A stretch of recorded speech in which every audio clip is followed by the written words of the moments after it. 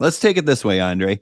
Let's first talk about why it takes time, with the exception of the few outliers who see success in 2 weeks. That can happen.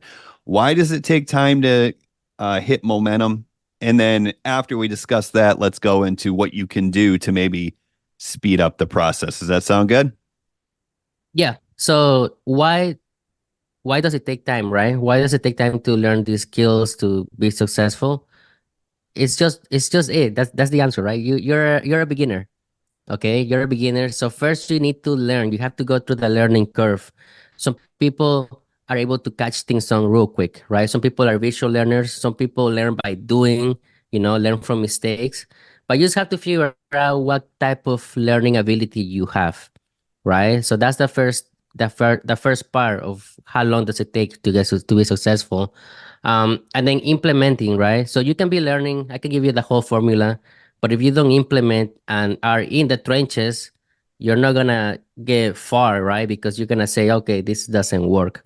So you have to basically implement everything that you learn. Is that fair to say?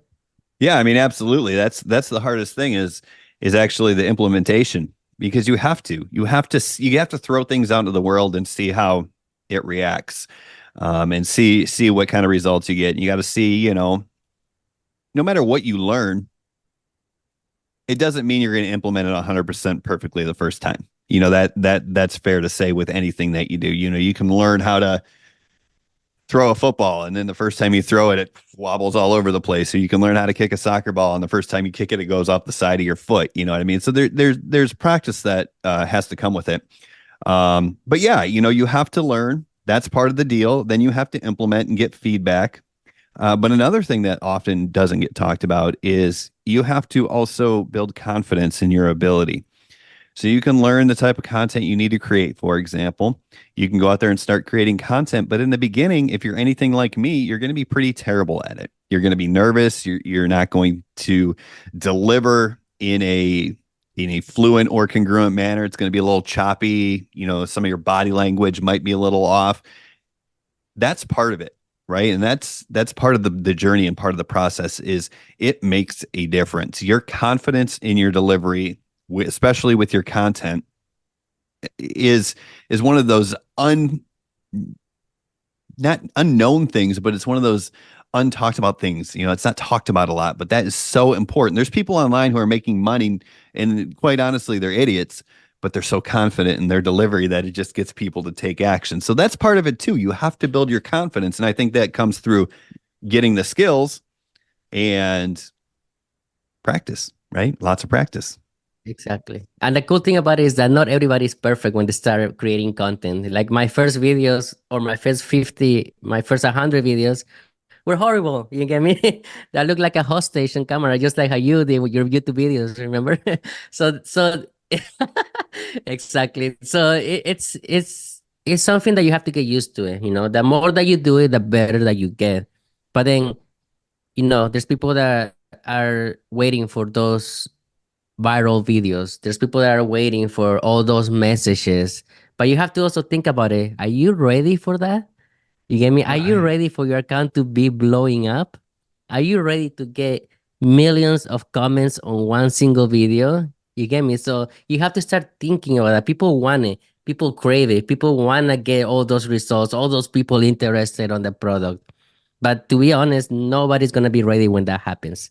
But when it happens, you just have to adjust because that's gonna add a bunch more problems in the future because it is what it is, right? You start blowing up, and now you're gonna be how do you say it? You're gonna be like frustrated. You're gonna be I don't know how to say the word that I'm looking for, but overwhelming. You're gonna be overwhelmed 100% because you're gonna see so many people trying to get information out of you, and how are you gonna find the ways to do it, Yeah. right? It's So, like one of those things, like be careful what you wish for, because you might get it.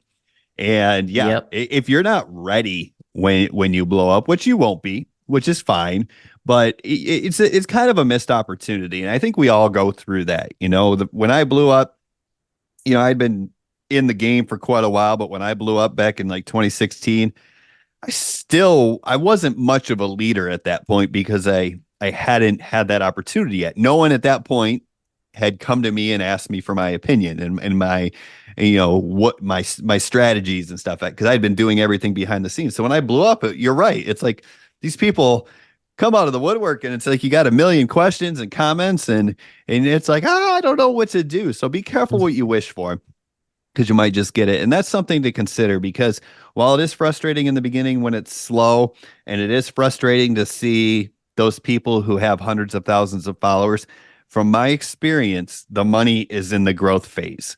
Meaning when you have 200,000 followers, but you've had 200,000 followers since, on TikTok for 2 years, it's like things tend to slow down and you need to re-inject some energy into the thing.